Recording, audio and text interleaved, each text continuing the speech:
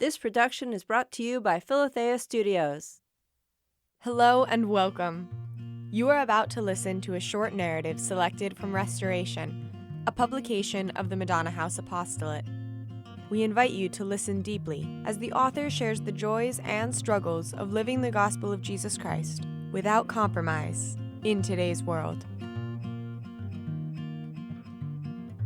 A Day of Work in Madonna House by Patrick Stewart. Be sure to check the show notes for this recording. There's a link that will take you to our website where there's wonderful photos we hope you'll enjoy. And we hope you're enjoying these recordings. Be sure to subscribe and share them with your family and friends. Let us know what you think. Some of you who have never visited Combermere or who haven't been here in many years might be curious to know what the work looks like for our men's department. So, here's a run-through for your prayers, and maybe even as an invitation for you or someone you know to come join us in this sacred work. Brian O'Brien and Peter Goring look after our big fleet of cars, trucks, tractors, and our telephone needs, inter-house and outside, as well as our internet and electronic requirements.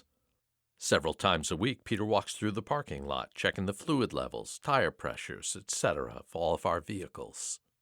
Then these two men work on the cars in St. John's Auto Shop just down the road by the river. Repairs, seasonal tire changes, and routine maintenance keep them busy. Peter came to us with a computer tech background as well, for which Madonna House Publications is very grateful. He helps them out on Fridays. Darren Prowse carries a huge load in our carpentry department. Many of our buildings were stick-built, the traditional method whereby each part of a building is constructed on site. The building materials, such as wood, roofing materials, windows, and concrete, are transported to the site, and construction is undertaken piece by piece. These 50, 70, and even 100-year-old barns, houses, shops, pustinas, they require ongoing upkeep, roofing replacement, siding repair, concrete work, window replacement, and the list goes on. Any of you homeowners will understand what I'm talking about. Darren is always grateful when guests come with some carpentry skills, but he is also more than capable of training our guest volunteers in the basics. Jeremiah Barker and Sean Fowler keep our wood-heated buildings supplied with firewood.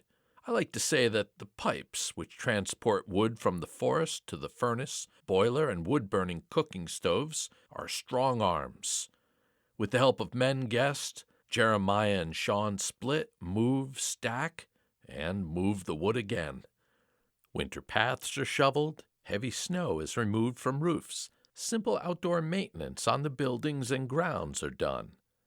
The list goes on.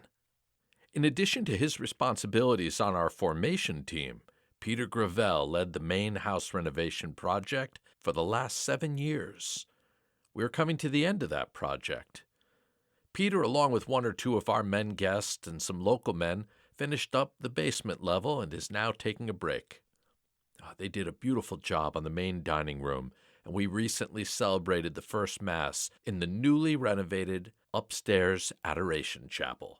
What a joy it is to have the Blessed Sacrament reserved once again in the main house. During the winter months, Scott Egan and Father Louis, along with men applicants and guests, harvest lumber and firewood for the coming year. Douglas Gus and Daniel Perrin do similar work, concentrating on firewood for the Maple Sugar Shack. In the spring, our men move into the maple bush, producing a year's worth of maple syrup, which we use for our cooking, baking, and other sweetening needs. Plumbing, heating, and electrical maintenance, repairs, and upgrade projects are seen to throughout the year by Michael Amaral, Tom White, Daniel, Douglas, and Mark Oshevsky. Repairs and replacements are in constant demand. Under the leadership of Scott Egan, our farmers, most of whom come to Madonna House with no farming background, keep the family and guests fed year-round. Alexander McAdam and Steve Heroux manage our small dairy and beef herds, a flock of sheep and chickens. Frank Brick takes care of dairy products for consumption by our family and guests. Daniel Wildish is our chief gardener. We are able to grow most of our garden-grown food, planting crops at the farm and the large garden at St. Mary's. We don't have the heat or soil suitable for wheat or hard beans, so we purchase these and mill the wheat for our bread baking as we are able. We all help the farmers plant potatoes and onions in the spring. Weeding, thinning, and harvesting the different crops is full-time work throughout the growing and harvesting seasons. So, we have weekly bees, with as many staff and guests helping as possible. Father Louis LeBrock works with Scott on our haying, woodlot, and forest management. Peter Lorette and Peter Anslin pitch in with every area of the farm work. Many hands do indeed make light and enjoyable work. We gratefully receive guests who come to share in our work, our family life, our encounter with the Lord through liturgy, and a supported interior life. Some of them come for a few weeks, even a few months, with skills in these many areas of our work. Some come with no special skills at all. The Lord is present here, guiding our Nazareth way of life.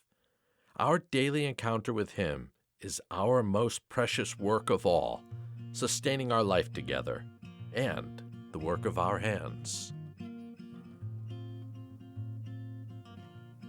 Dear friend, thank you for listening. Rest assured of the prayers of the Madonna House community for you, our listener. May God bless you and keep you. May God shine His face upon you, and may God give you His peace.